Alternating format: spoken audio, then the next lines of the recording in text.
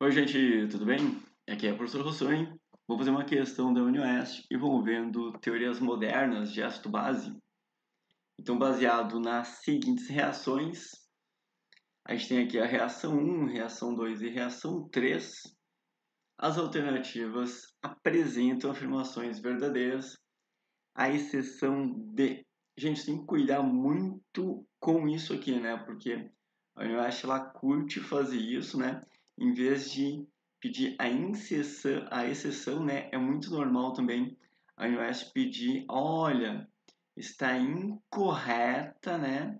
Apenas, então cuidado com isso, tá?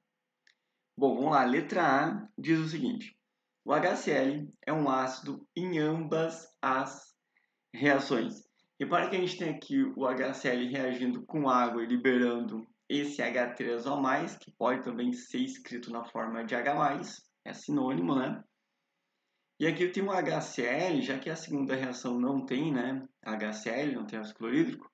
Na terceira tem ácido clorídrico reagindo com amônia em meio aquoso, então a gente tirou a água aqui da reação e tu tem que ver o que está acontecendo com o ácido e amônia. E isso já caiu em teorias de Bronsted-Lowry. Então vamos fazer o seguinte, eu vou montar para ti aqui um esqueminha rapidinho para você ter uma noção do que são essas teorias, né, que a gente está falando. Então, ácidos e bases são dois grupos na química, né, que a gente tem teorias modernas para eles. E a teoria antiga, já que nós estamos falando das modernas, tem que primeiro entender a antiga porque tem sentido. Elas estão ligadas entre si.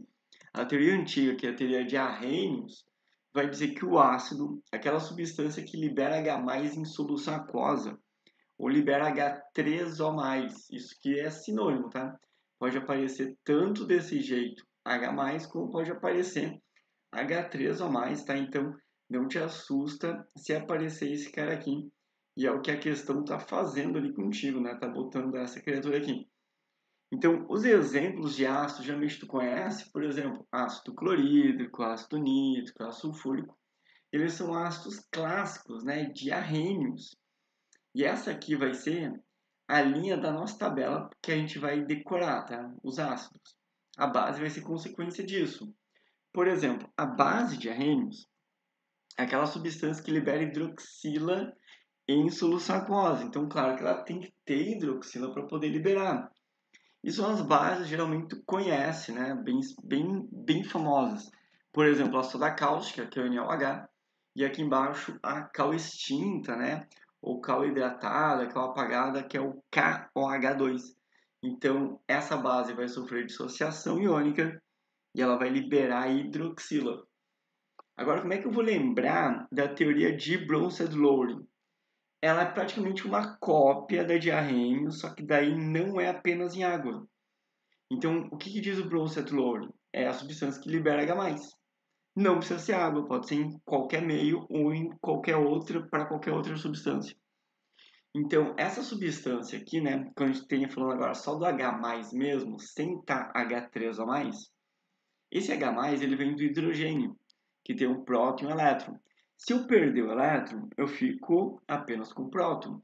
Então, é muito normal tu chamar esse H+ de próton.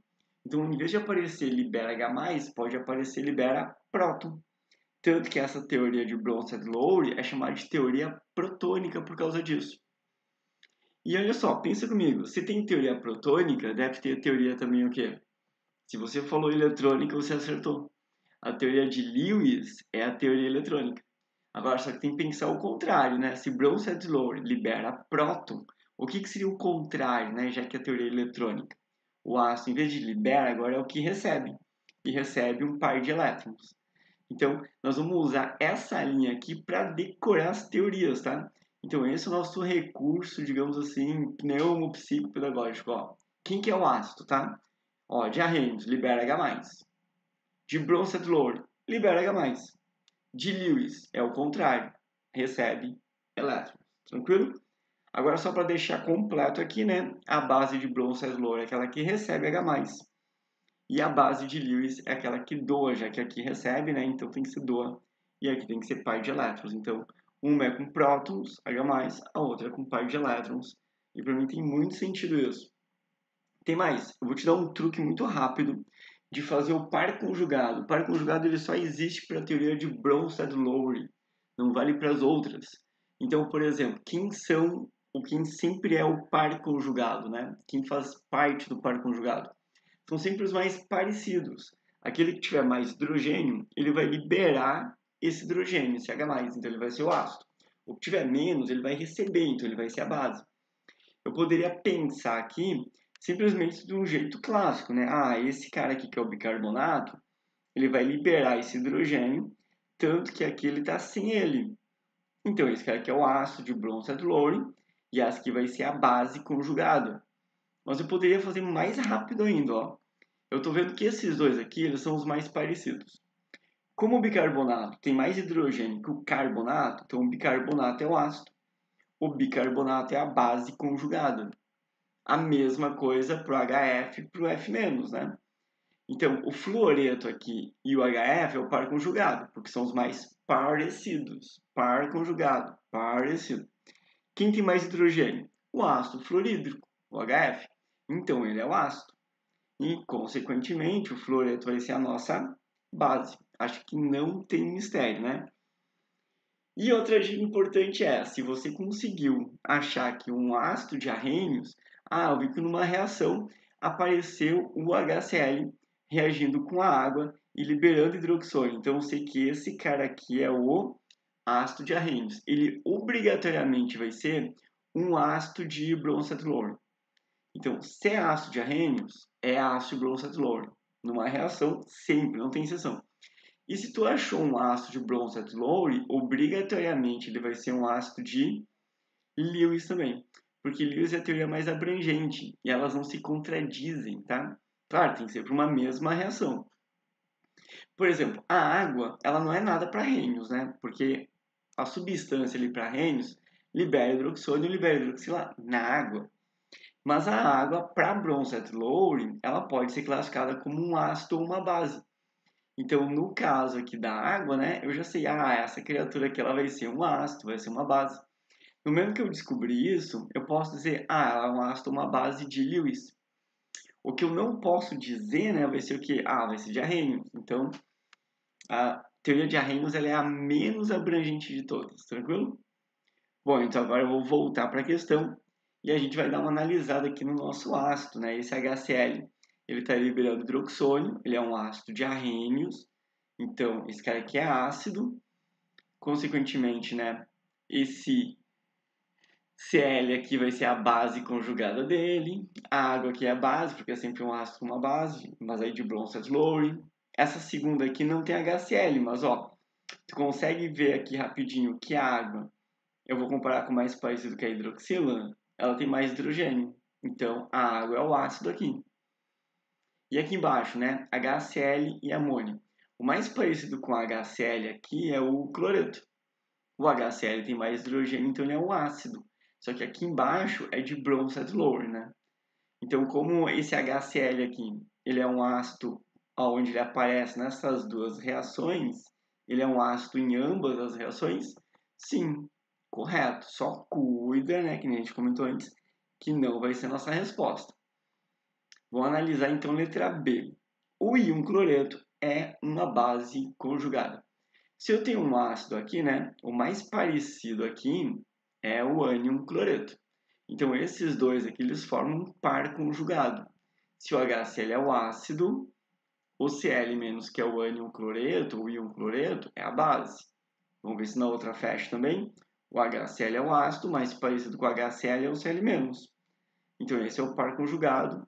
E se o HCl é o ácido, o Cl-, que é o ânion, o íon cloreto, é a base. Então, essa aqui também está correta.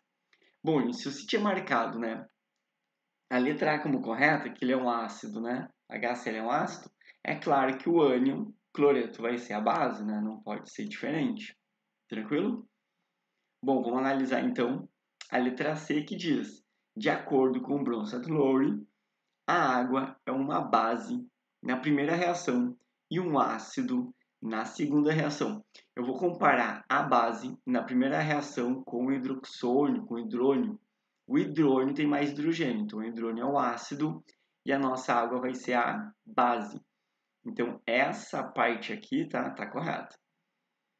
Na segunda, eu estou comparando aqui a água, né, com a hidroxila. Então, a hidroxila aqui só tem um hidrogênio. A água tem dois. Então, a água é um ácido. Então, a água é um ácido na segunda reação? Sim. Então, essa letra C aqui está correto, beleza? Bom, vamos analisar então a letra D, que diz: na reação 2, amônia, que é o NH3, caso você não saiba, né? Ele ainda botou para ti, ó, te liga que é o NH3. Atua com uma base de arrênios. Cara, então, olha só. Se a gente marcar essa aqui como correta, todas vão estar corretas e a questão não vai ter resposta. Então, eu marcaria em outros vestibulares, se ele me perguntar isso, né, e dizer, o NH3 atua com uma base, e eu enxergar que eu não vou ter resposta sem aceitar isso, eu vou marcar e não vou brigar com a questão. Tu não pode brigar com a questão. Só que agora eu tenho que ser um pouquinho chato contigo no conceito de base de arrênios, senão a gente vai ficar pirando nessa questão. Quando eu falo que é uma base de arrênios, o conceito empregado por ele é que é uma substância que em solução aquosa sofre dissociação iônica. Então, para sofrer dissociação iônica, eu preciso ter o quê? Um metal ligado com um ametal. Senão, não é dissociação, não é substância iônica. Então, eu vou escrever para ti aqui, ó. Dissociação só ocorre com ligação iônica.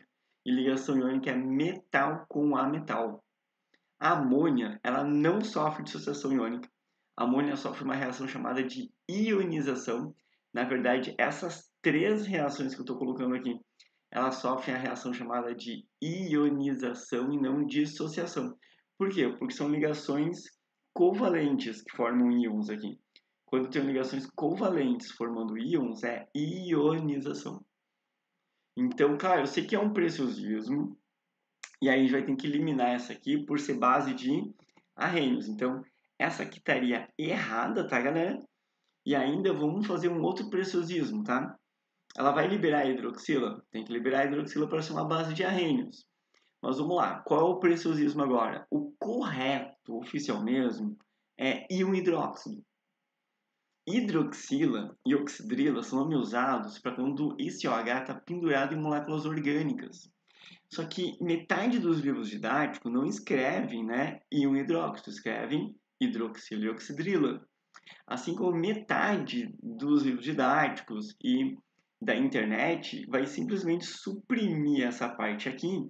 E eu já vi até livros e sites bons dizendo que a amônia é uma base de arrênios. Então, cara, eu sei que é um preciosismo, mas está num vestibular que às vezes te exige, né, cara, um nível maior de conhecimento. Eu acho que é legal você ter essa noção, até para você poder escolher se você quer ou não, né, marcar uma coisa assim, até saber como resolver uma questão, né? Então, nessa aqui a gente teve que aplicar o conceito mais rigoroso possível para a base de arrênios. Então, a gente exclui essa alternativa, porque eu ficaria sem resposta. Ó, vamos analisar a letra E. Amônia é uma base em ambas reações. Sim, a amônia ela está recebendo H+ aqui, né? Repare que eu estou comparando NH4 aqui com o NH3. Então tem menos hidrogênio, vai receber um hidrogênio, é uma base. A mesma coisa aqui. Então ela é uma base nas duas? Sim, é uma base nas duas. Claro que de Bronsted-Lowry, né? Ou de Lewis. Mas se você quer de Bronsted-Lowry, né? Como Lewis é mais abrangente, consequentemente é de Lewis também. Eu só não posso voltar, né? Ir para o conjunto menor que é arrênios. Isso eu já não poderia dizer devido à dissociação iônica, tranquilo? Eu não acredito que o UniOeste vai sacanear muito nisso, mas se sacanear, você vai estar já prevenido. E por isso a importância de resolver os exercícios antes, né, da prova, de preferência todos, o máximo possível. E tem mais, eu já resolvi todos os exercícios desde 2010, que era até agora, até o vestibular atual, não sei que ano você está vendo esse vídeo, né, 2022, 2023, 2024. Então, todos os exercícios resolvidos, ainda separados por conteúdo e com previsão do que pode cair na sua prova. E isso está aqui no Studbook Química da UniOeste, que o link está aqui na descrição do vídeo, assim como o canal no Telegram, para você acompanhar as outras resoluções e as últimas dicas, sempre no objetivo de te ajudar a ser aprovado na prova. Bom, espero que você tenha curtido essa resolução. Desculpe o preciosismo, mas tem questões que a gente tem que aplicar o conceito mais rigoroso que tem, né, para conseguir resolver a questão. Vou deixar outros vídeos interessantes aqui para você. Eu te desejo aí de coração bons estudos. Forte abraço. A gente se vê. Tchau.